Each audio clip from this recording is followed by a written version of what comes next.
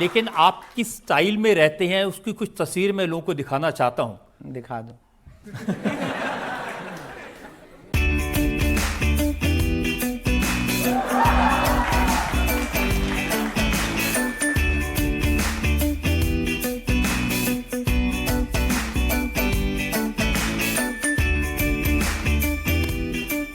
तो आपका चश्मा, आपकी जैकेट, सब कुछ ब्रांडेड है, बड़ी चर्चा होती है इसकी। नहीं, एक ही है, बाकी तो बहुत लो क्वालिटी के हैं, 60-60 रुपया वाले भी हैं, 20 वाले।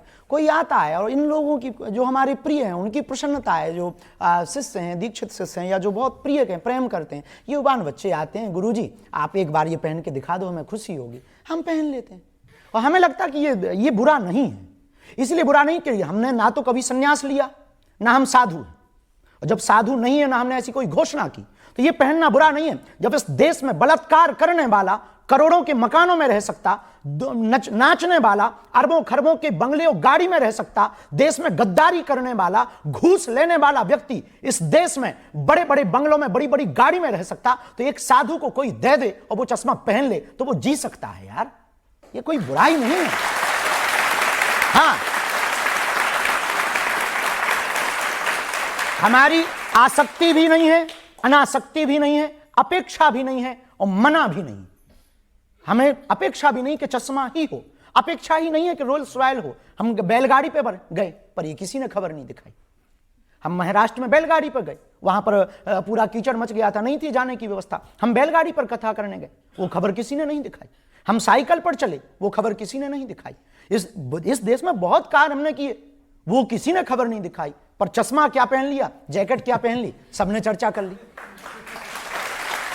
इसका कारण क्या है कि आप जैसे अपनी कथा में क्या कहते हैं, लगा के आग दौलत में, हमने ये शौक पाले, हमने शौक पाले हैं, और कोई पूछे तो कह देना कि बागेश्वर वाले हैं। हाँ, तो दौलत तो दूसरों की आग लगा रहे हैं आप।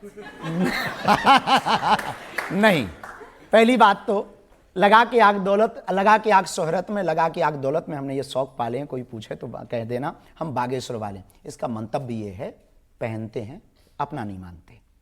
हम यहाँ बैठे हैं पर ये अपना नहीं है, इस जगत में है, अपना नहीं है, निर्मोह है। मिल जाए आओ तो वेलकम, ना आओ तो भीड़ कम।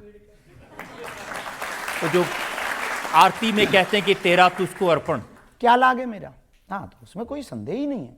अब किसी की भावनाओं को ठेस नहीं पहुंचा सकते ना। कोई आया है बड़े श्रद्धा भाव से, तो उसकी भावनाओं को कैसे ठेस पहुंचाएं।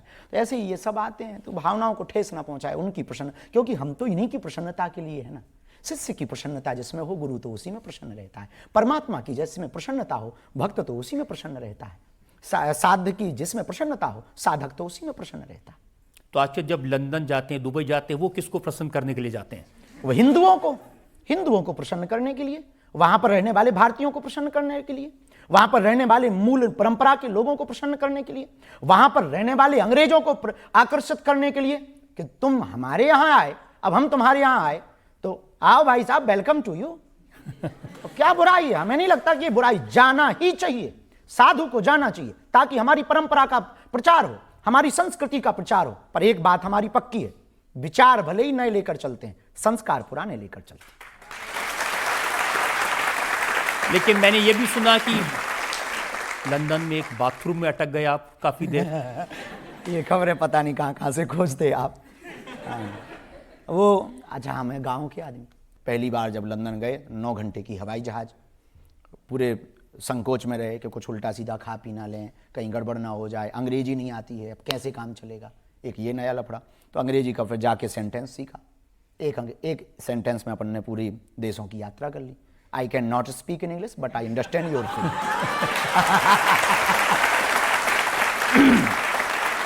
अब जैसे ही हम लंदन उतरे तो हिथ्रो से एक जगह है बेम्बली, तो बेम्बली में चेला जजमान लेने आए, फूल माला चढ़ाई, हमने आशीर्वाद दिया, तो घर ले गए, बोले महाराज ये घर है। तो हमने देखा, पहली बार लंदन गए, पहली बार विदेश गए, प्रथम यात्रा थी हमारी विदेश की, तो हमने मकान देखा, तो हमने लकड़ी का मकान अच्छा लगा, सुंदर बढ़िया, नीचे कारपेट बिछा, मोटा गद्दा, हमका बहुत अच्छा घर है। ठंडी थी, अब हमने सोचा स्नान ध्यान कर लें फिर भोजन पाएँ। तो जैसे ही कपड़े उतार करके अंदर गए, बड़ा झंझट, और वहाँ पे कहीं नल की टोंटी ही नहीं। अब हम बड़े टेंशन में, अब कपड़ा भी उतार लिए, कैसे रहें, तो तौलिया भर लपेटे, हम कहा वैसे कैसे अब नागा बाबा बन के बाहर निकले। तो बाल्टी नहीं और मग नहीं, और हम देसी आदमी, विदेशी, वहाँ तो सिर्फ टिश्यू पेपर थे। अब और लफड़ा फंस गया। अच्छा टोंटी हो तो काम चला लें कि भीतर भीतर कौन देखने वाला है, लेकिन फिर वो लफड़ा के कहीं पे वो पानी निकलने वाला नहीं। अब टेंशन में लगभग 30 मिनट दिमाग लगाते रहे कि कहाँ फंस गए। हमें लगा कि जजमान का मकान पूरा नहीं बना, आध बने में ही घुसा दिया।